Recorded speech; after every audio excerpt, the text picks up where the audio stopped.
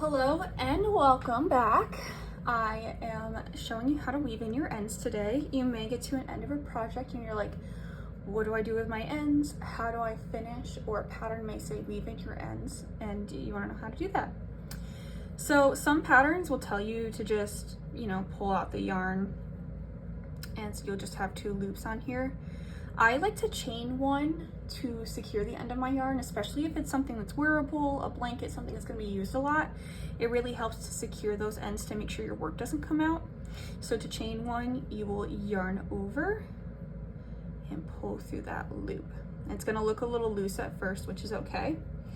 Now you're going to cut your yarn. I like to leave about 4 or 5 inches to weave in. So you're going to cut your yarn. And yes, these are little kid scissors. I have a dog that likes to mess with things. You're going to pull that yarn through if you've chained one. If not, it'll all be already kind of there. So you're going to just tighten it. So see, that chain went away. Now you have a nice little knot that kind of secures everything. Some crochet artists don't like the knot there. I don't mind it. I think it hides when I weave in my edge, so I don't really worry about it all that much. So my little swatch here, I just did a couple rows of double crochet. You can tell my chains are a little bit tighter here. So now what we're going to do is we're going to weave in these ends. So you can use tapestry needles. I prefer these over regular needles just because they're a little bit bigger, less likely to poke yourself with. So just take out one of your tapestry needles if you have one. Some of them do come with crochet kits. Like this came with a crochet kit that I bought. And then I bought this cute little holder from Hobby Lobby just so that I could easily store them. So with your needle here, you're going to put the yarn on it. I think the easiest way to put this yarn on the needle is to kind of spin the thread opposite ways. And then I just kind of pinch it with 2 fingers and push it right through the eye of the needle and then pull it out the other side. And that's how I get my yarn on my needle here. I'm going to go to the back of the piece so you can see that these are the front of the double crochets. It's totally up to you what the front and the back is. Sometimes the pattern will tell you. But I'm going to go here to the back of my double crochets. To weave in, basically what you're doing is you're trying to hide your ends. So to do that, I am going to go through these first 2 here. If you did not put a knot here, you're going to want to go through the next ones. So I'm going to put that in there and see, it kind of pulls that knot in a little bit. Next, I'm going to go down the other way through this next stitch here. Double crochets and half double crochets have back bars, so you can use those. You can go through the stitch. It's kind of whatever you feel like. I'm going to go up the next stitch here and through. I'm going to do this for a couple of them. So I'll do like 5 or 6 just to make sure it's super secure. Okay. That's about 5 or 6. You can't really tell in the chain up here. So next, I'm going to come back through.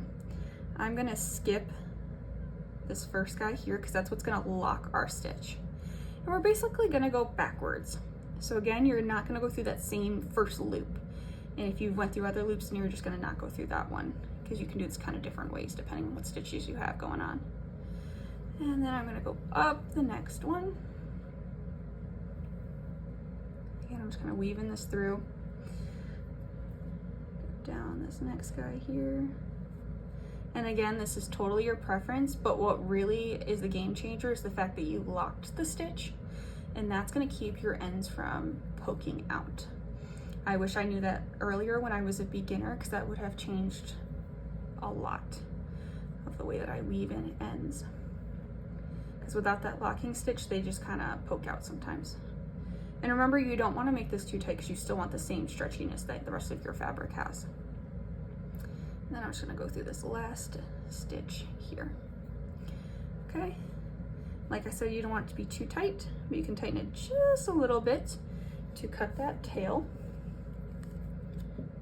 Just a little bit. You want to get close, but don't cut the rest of your yarn. And then when you pull back a little bit, it hides that tail. And this little turnaround chain here that you use to secure it is what is going to be amazing for holding that in and not having your ends peek out there. And overall, you can't really tell from the top here that you've weaved in your ends up here. But again, it's totally preference. Like I said, the game changer is really that one turning chain. We're gonna do it again with the other side here. So again, I'm just gonna kind of twist this up really nice and thin.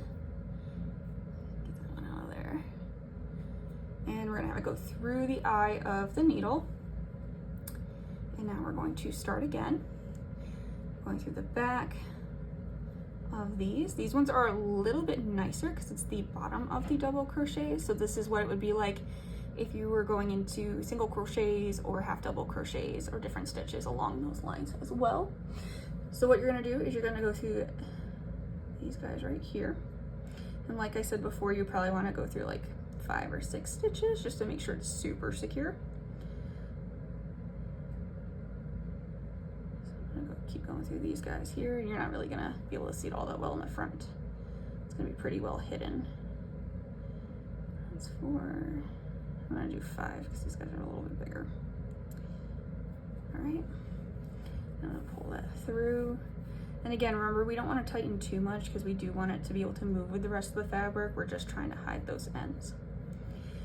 So again, we are gonna skip this first loop right here because we want to really lock this stitch in. So I'm gonna skip that first loop and I'm gonna go into the second one of that stitch. And I'm gonna go back through all of these loops that I just went through. All of the loops that I just went through, okay? So I'm gonna pull my yarn through, pull my little tail through. I'm gonna pull that back out because again, I don't want those to be too tight. Like I don't want this stitch kind of sitting on its own. So I'm gonna pull it back like that. So they're a little bit more even. So this one's a little bit more noticeable, but that's because it's like the back of the work. But it hides the tail pretty well. Again, the important part is this turning. If you don't want it to be as bulky, you can always go up into the next row or down a row, whatever. You could go through these chain stitches if you want. It's your preference. And I recommend trying different ways of weaving to see what you like the best. And remember, you can always kind of take your needle and, you know, grab that and pull it out if you want to redo the weaving. So with that, you are going to cut the end of the tail. And you have weaved in your ends. You now have no ends poking out. That stitch got a little bit bigger when it puffed out, but you don't have any ends poking out. They're not going to come out of your work. You can kind of, you know, mess with it a bit, and it's not, you don't see any ends poking out.